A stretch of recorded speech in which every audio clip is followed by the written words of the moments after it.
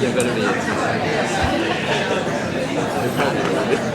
This has been a wonderful wedding to be a part of. It's a beautiful reception, a lot of beautiful family that I'm meeting for the first time. And that was one of the most beautiful places I've ever seen a wedding before, wasn't it? So let's thank the Thorns and the Mahers for putting together this celebration.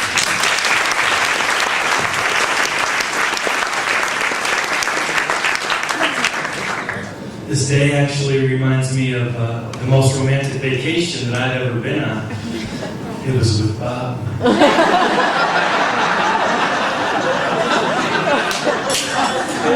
We were in Western Canada with his family, and one afternoon Bob says, let's go out and climb that big mountain over there.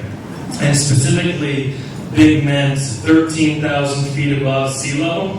And since we are guys and therefore idiots, we say, let's go, and we don't bring any water.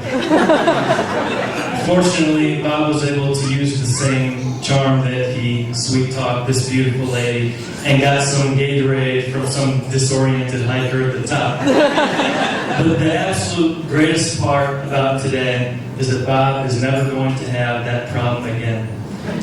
Because Meghan would never be so stupid as to climb a 13,000-foot mountain without water.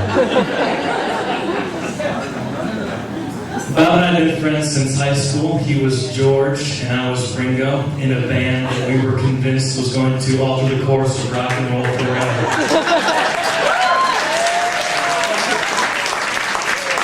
We both went to Bradley University in order to pursue this dream.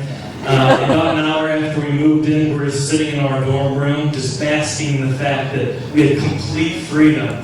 So I look over at Bob and I go, so what do we do now?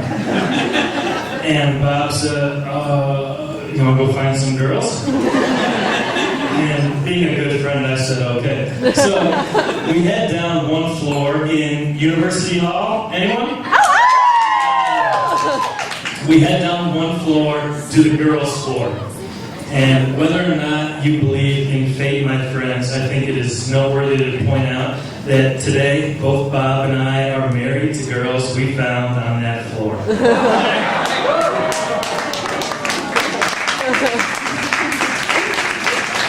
So Bob came up to me a little bit later and said, dude, you have to meet this girl. She has got the whitest teeth I've ever seen in my life. So Meghan, I guess you were lucky that Bob didn't run into a Tanner girl earlier.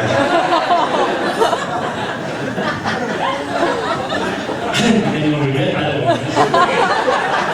So Meghan, besides a man with interesting oral fixation, what else are you getting with Bob Maher?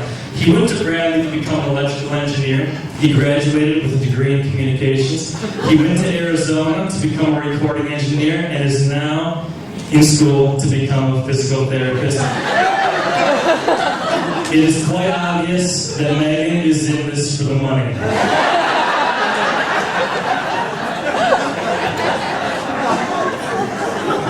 He's going to be a great physical therapist.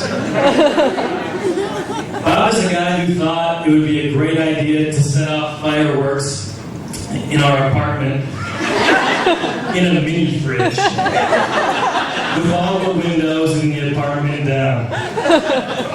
He's a guy who used to try chipping golf balls into our apartment toilet from the hallway. He's a guy who began his marriage proposal with dead flowers and sugar-free candy. And that's a really good story. If you haven't heard the whole thing, it gets better after that.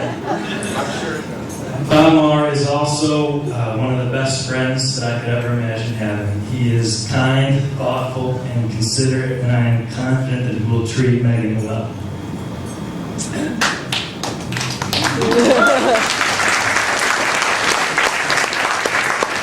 I remember talking with Bob one day back in college, and a lot of our friends were breaking up with their significant others.